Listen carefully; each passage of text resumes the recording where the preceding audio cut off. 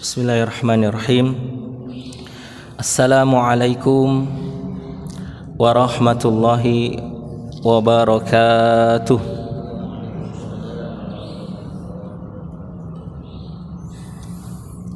Innal hamdalillahi nahmaduhu wa nasta'inuhu wa nastaghfiruh wa na'udzu billahi min syururi anfusina wa min sayyiati a'malina.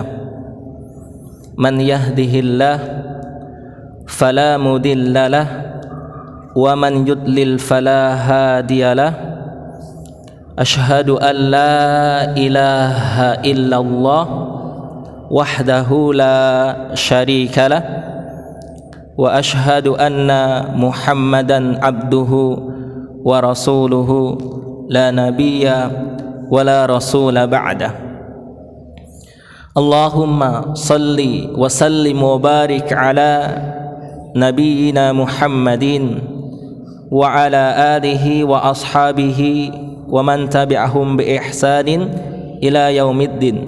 Amma ba'd. Jamaah salat subuh rahimani wa rahimakumullah. Alhamdulillah, kita bersyukur kepada Allah Subhanahu wa ta'ala atas segala nikmat yang masih Allah berikan kepada kita hingga saat ini, berupa kesempatan untuk kita mengerjakan amal ibadah, menjalankan perintah-perintahnya sebagai bekal bagi kita untuk kembali kepadanya kelak. Karena hakikat ibadah dan kebaikan yang kita kerjakan adalah untuk diri kita sendiri dan kembali kepada diri kita sendiri, baik di dunia, lebih-lebih di akhirat nanti. Karena ketika kita berada di akhirat, tidak lagi berlaku bayar-membayar, menggunakan posisi dan kedudukan, tapi modal bagi kita untuk menghadap kepada Allah Subhanahu wa ta'ala adalah amal ibadah yang kita kerjakan selama kita hidup di dunia ini.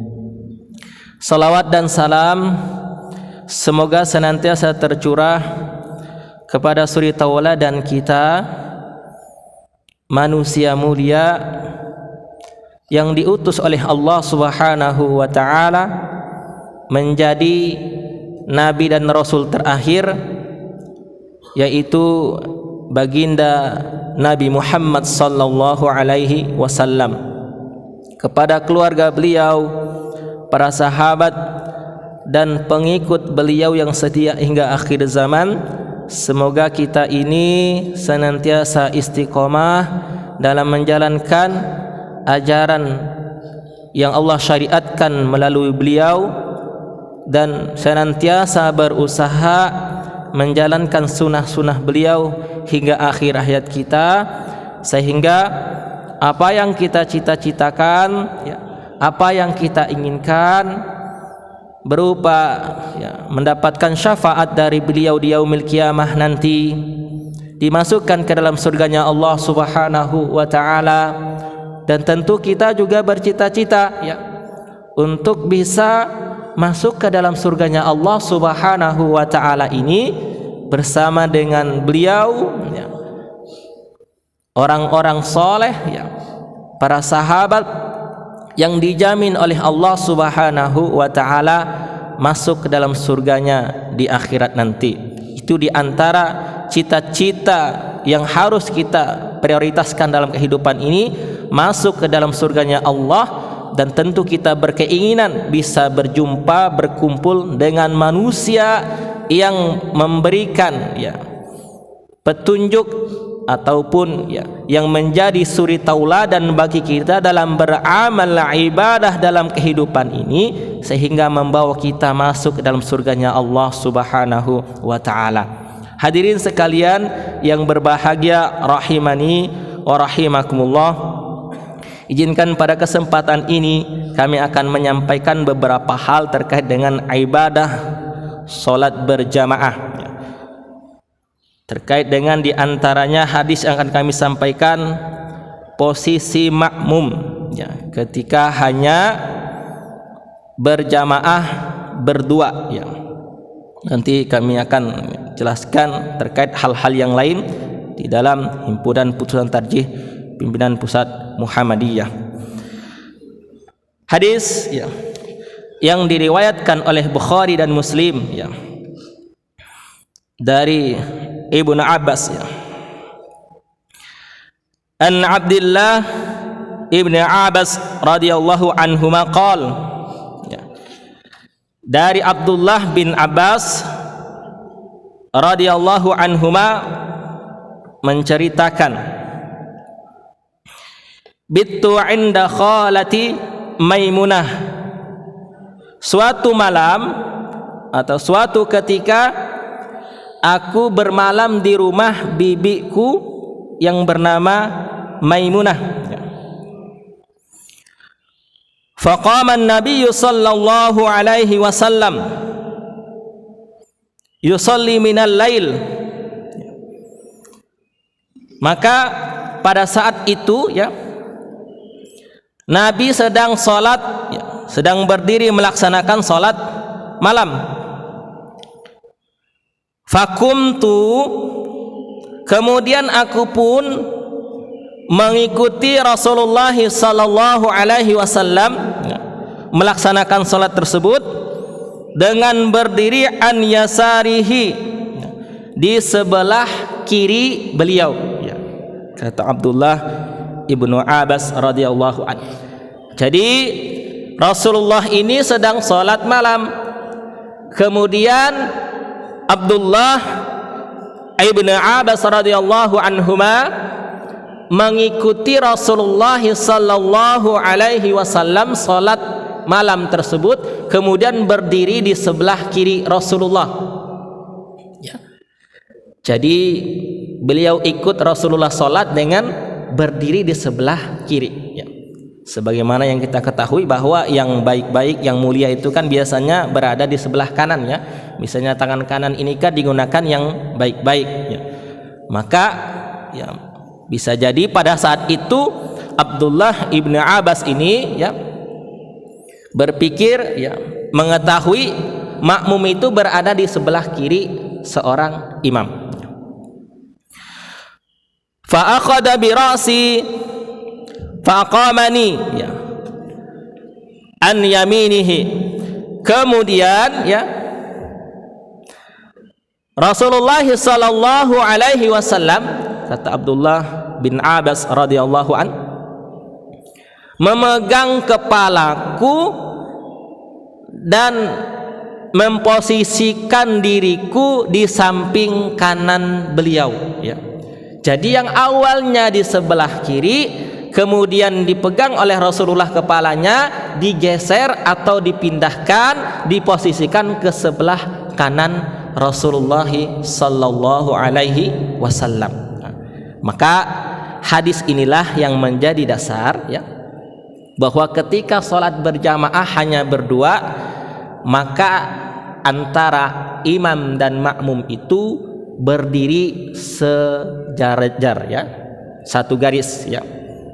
Dan makmum itu berdiri di sebelah kanan imam ya. Ini ya di antara hadis ya yang berkaitan dengan praktek salat berjamaah Rasulullah sallallahu alaihi wasallam, khususnya ketika hanya berdua saja, satu imam, satu makmum. Apa pelajaran atau faedah yang dapat kita ambil dari hadis ini? Di antaranya ya, pertama bahwa ya, seseorang yang melaksanakan salat berjamaah hanya berdua, maka posisinya adalah sejajar ya. Imam di sebelah kiri, makmum di sebelah kanan. Kemudian Dalam hadis ini juga menunjukkan kebolehan ya, kepada kita ketika melaksanakan sholat untuk melakukan gerakan lain ya, selain gerakan sholat ketika dibutuhkan ya, ketika dibutuhkan. Sebagaimana Rasulullah melakukan ya, memegang kepala Abdullah bin Abbas untuk menggeser Abdullah bin Abbas ini dari sebelah kiri Rasulullah ke sebelah kanan beliau. Artinya ketika kita membutuhkan suatu gerakan yang selain gerakan takbir, ya ruku, sujud dan lain sebagainya itu, ya diperbolehkan ketika diperlukan. Termasuk ketika kita yang melihat ada shaf di depan kita atau di samping kita yang kosong, ya. Maka kan kita berjamaah ini kan banyak. Ada ketika sedang sholat berjamaah mungkin salah satu dari jamaah tersebut ya batal wudunya, misalnya dengan mohon maaf keluar angin gitu ya. Maka bagi orang tersebut jangan diam di situ ya. Bahkan ya tidak boleh melanjutkan sholatnya karena tidak ada sholat bagi dia karena wudunya batal. Maka ketika misalnya berada di shaf depan ini, dia segera keluarnya lewat mana? Ya lewat depan jamaah ini ya. Karena kan kalau kita sholat berjamaah itu dengan alasan yang dibenarkan ya, kita boleh ya melewati ya jamaah yang lain dengan catatan ya tidak mengganggu mereka melaksanakan ibadah sholat. Meninggalkan shaf tersebut, meninggalkan jamaah untuk berwudu keluar dari masjid misalnya ya, atau jalan ke belakang ketika ada celah yang bisa dilewatin atau lewat depan ya. Maka shaf yang ditinggalkan oleh jamaah tadi ini ya diisi oleh jamaah yang lain. Bagaimana cara mengisinya? Maka jamaah yang berada di belakang ini boleh melangkah maju ke depan ya. Boleh bergerak melangkah maju ke depan, tidak boleh dibiarkan kosong ya. Tidak boleh shaf tersebut dibiarkan tertinggal begitu saja tanpa diisi kembali. Karena yang paling mudah memang ya di belakang maju ke depan. Meskipun boleh juga dari samping bergeser ke tengah, misalnya dari samping kanan bergeser ke kiri boleh juga. Tetapi itu nanti akan banyak yang bergerak ya. Tapi kalau maju ke depan hanya beberapa orang saja yang bergeser ya. Maka diperbolehkan kita bergerak dengan gerakan di luar gerakan sholat ketika dibutuhkan. Hadirin sekalian yang berbahagia rahimakumullah, terkait dengan berjamaah ini pula dijelaskan ya di dalam HPT pada halaman 118 sampai dengan 120. Dijelaskan di sana di dalam pembahasan salatul jamaah ya. Salat berjamaah. Hafidz 'ala shalawatil maktubah fi jama'atin fil masjid ya. Berusahalah kamu mengerjakan salat fardu dengan berjamaah di masjid awil musalla au ghairihima, atau di musola atau di tempat-tempat ya yang dilaksanakan salat berjamaah di sana. Nah, di sini ada penjelasan bagi kita, bahkan bisa jadi konotasinya adalah berupa perintah bagi kita untuk berusaha senantiasa menjaga yang namanya salat berjamaah. Bisa di masjid, bisa di musola atau langgar, bisa juga di tempat-tempat tertentu yang dijadikan tempat untuk sholat berjamaah, misalnya di ruangan tertentu di kantor ya, dipergunakan untuk sholat berjamaah. Maka perintahnya adalah ya berusaha untuk senantiasa menjaga ya. Hafidz itu kan menjaga, bukan hanya kita pahami menghafal ya, hafidz Quran, menghafal Al-Quran artinya menjaga Al-Quran ya, menjaga dengan ingatan ya, menjaga sholat berjamaah baik di masjid, mushola maupun di tempat yang lainnya. Wala ta'jal ilaiha hatta taqdiya hajataka ya. Ada kaidah ketika ya, berkaitan dengan jamaah ini harus kita perhatikan juga, dan jangan tergesa-gesa mendatangi sholat berjamaah hingga selesai keperluanmu. Nah, ini ya.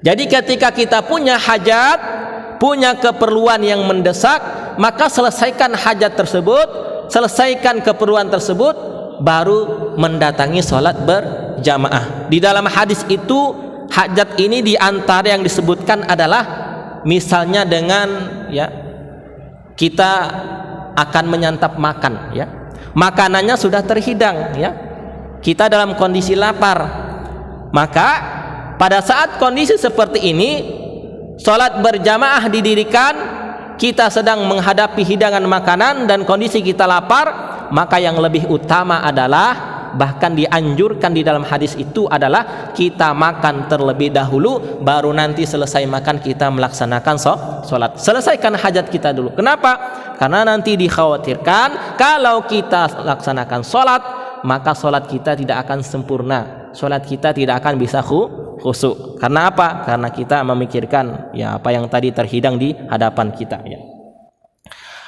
Wa in uqimatis shalah famsi ilaiha bis sakinah ya. Apabila sholat ditegakkan atau diiqomahkan, maka datangilah sholat tersebut dengan cara tenang. Nah ini juga ya, jadi perintah bagi kita, anjuran bagi kita ya, sunnah bagi kita, bahwa ketika mendatangi sholat itu dengan cara tenang, tidak tergesa-gesa, tidak terburu-buru. Wal ya ummakum ahadukum ya. Kemudian ya, hendaklah ya salah seorang menjadi imam ya. Ini tentu kalau kita sholat berjamaah, ada yang menjadi imam dan yang lainnya menjadi makmum. Walakum an ya ummakum al-a'ma awil maula ya. Boleh yang menjadi imam itu, yang diangkat menjadi imam itu seseorang yang buta atau hamba sahaya. Apa artinya dari penjelasan ini?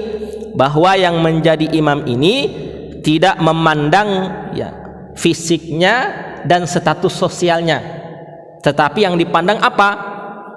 Pemahaman agamanya ya, kemudian hafal Al-Qur'annya, kelancaran dan kefasihan membacanya, dan hal-hal yang terkait dengan syarat-syarat menjadi seorang imam. Wal yakumil ma'mum al-wahid ya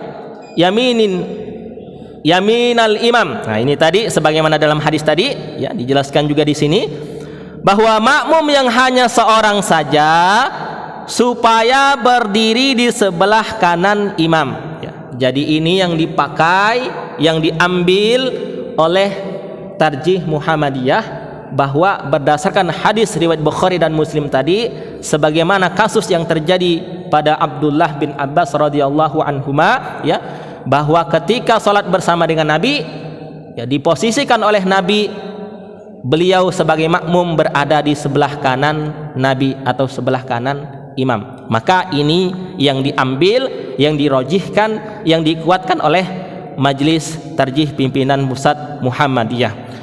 Wal isnani qasaidan khalfahu ya, apabila makmumnya lebih daripada satu, berjamaahnya mungkin 3 orang, 4 orang dan seterusnya, maka makmum berdiri di belakang imam. Urutannya bagaimana? Ya kalau di dalam video yang kami ajarkan kepada siswa kami ya, maka makmum yang pertama itu persis di ya, hampir sebelah kanan imam di bagian belakang. Nanti makmum berikutnya di sebelah kiri. Ketika datang lagi yang ketiga makmumnya di sebelah kanan, datang yang keempat di sebelah kiri, datang yang kelima di sebelah kanan, datang yang keenam di sebelah kiri. Urutannya seperti itu kalau kita benar-benar memperhatikan kaidah dalam berjamaah. Makanya ketika kita sholat berjamaah, hendaklah makmum itu seimbang antara kiri dan kanan. Bagaimana cara seimbangnya? Tadi itu caranya, ketika datang ya, yang pertama adalah bagian sebelah kanan, hampir sebelah kanan imam tapi di belakang, selanjutnya di kiri, selanjutnya lagi di kanan, selanjutnya lagi di kiri, selanjutnya lagi di kanan, dan seterusnya. Sehingga apa? Tidak ada ya jamaah yang comblang ke sebelah kiri atau ke sebelah kanan, seimbang antara kiri dan kanan ya. Wal tasu sufufakum wa tarassu ya. Ini juga pernah kami sampaikan sebelumnya ya. Dan hendaklah kamu meluruskan barisanmu, yaitu shafmu, serta merapatkan diri. Nah, di dalam HPT memang diperintahkan kepada kita untuk meluruskan dan merapatkan shaf ya. Meluruskan dan merapatkan shaf, sehingga ya di dalam ya, merapatkan shaf ini ya, di dalam fatwa tarjih dijelaskan ada di antara caranya dengan merapatkan kaki dengan kaki ya, ataupun punggung dengan punggung ya, atau pundak ya, mohon maaf, pundak dengan pundak ya. Itu di antara dijelaskan di dalam fatwa tarjih cara kita merapatkan shaf, dan ini memang lebih dekat kepada kesempurnaan dalam rapatnya shaf berjamaah kita. Akan tetapi mohon maaf, dalam fatwa tarjih yang diijmakan oleh ulama tarjih ya, yang disepakati oleh ulama tarjih bahwa rapatnya kaki itu ya tidak sampai hukumnya wajib ya, ataupun bahkan ya itu sebagai sarana, dikatakan di sana sarana atau jalan untuk merapatkan shaf. Tetapi memang ada pendapat lain ya, perlu kami sampaikan juga bahwa ada ulama yang berpendapat ya bahwa merapatkan kaki dengan kaki ini sunnah ya, sunnah para sahabat. Tapi memang hadisnya yang menjadi ya khilaf ya, menjadi terjadi beberapa pendapat, termasuk para ulama Haramain ya, yang pernah kami baca ya, beberapa ulama Haramain itu ada yang berbeda pendapat terkait dengan menempelkan atau merapatkan kaki jamaah yang satu dengan yang lain. Tetapi kalau mampu melaksanakan itu lebih baik, mungkin lebih mendekat kepada kesempurnaan untuk tadi itu merapatkan dan meluruskan shaf dalam berjamaah. Ini diantara beberapa hal ya terkait dengan ibadah sholat berjamaah, yang mungkin masih banyak lagi pembahasan di dalam HPT ini terkait dengan sholat berjamaah ini. Ini beberapa hal yang kami sampaikan pada kesempatan ini, sebagaimana hadis yang kami sampaikan tadi juga salah satunya adalah bahwa ketika sholat berjamaah dua orang ya, itu jamaahnya imam dan makmum sejajar ataupun makmum berada di samping kanan seorang imam. Karena kita mungkin sering menjumpai, apalagi kalau di masjid-masjid kampung ya, imam itu berada di belakang sendiri. Kalau guru kami dulu ketika di kampus mengatakan jangan biarkan makmum itu sendirian di belakang, harus ditemani. Bahkan ada guru kami dulu, dosen kami dulu ya, meskipun shaf itu di depan penuh, kemudian satu orang di belakang ya, disuruh satu orang menemani yang di belakang itu, jangan sampai sendiri dia di belakang, ditemani. Karena apa? Nanti dikhawatirkan ya lebih rentan ataupun diganggu oleh setan dalam melaksanakan ibadah sholat. Ini diantara mungkin ikhtiar yang kita lakukan untuk kesempurnaan sholat kita, kesempurnaan berjamaah kita, sehingga kita dalam beribadah ini benar-benar meraih apa yang kita inginkan, apa yang kita harapkan, dan apa yang dianjurkan oleh Rasulullah SAW, bahwa kita melaksanakan ibadah jangan sampai ibadah itu sia-sia, jangan sampai ibadah itu tidak maksimal kita dapatkan ganjaran dari Allah Subhanahu wa taala. Di antara jalan agar kita mendapatkan kesempurnaan dalam ibadah, kesempurnaan ganjaran dari Allah Subhanahu wa taala adalah dengan memperhatikan hal-hal terkait dengan ibadah yang kita kerjakan, wabil khusus ibadah berjamaah yang kita kerjakan setiap hari ini. Semoga ini menjadi kebaikan yang banyak, karena kita berjamaah saja 27 kali lipat dibandingkan kita sholat sendiri, apalagi ketika kita menyempurnakan sunnah-sunnahnya, menyempurnakan kaidah-kaidah dalam berjamaah, tentu nilainya pun akan lebih lagi mungkin daripada 27 derajat. Demikian yang dapat kami sampaikan pada kesempatan ini. Semoga ini menjadi kebaikan bagi kami pribadi dan jamaah sekalian, serta menjadikan kita semakin sempurna dalam melaksanakan ibadah. wabil khusus ibadah salat berjamaah yang kita kerjakan insyaallah setiap hari sebanyak 5 kali di masjid atau mushola dan tempat-tempat tertentu. Kita tutup dengan doa kafaratul majlis. Subhanakallahumma wa bihamdika asyhadu an la ilaha illa anta astaghfiruka wa atubu ilaik. Alhamdulillahirabbil alamin. Terima kasih atas perhatiannya. Mohon maaf atas segala kesalahan. Wallahu a'lam bissawab. Fastabiqul khairat. Nasrun minallah wa fathun qarib wa basyiril mu'minin. Assalamualaikum warahmatullahi wabarakatuh.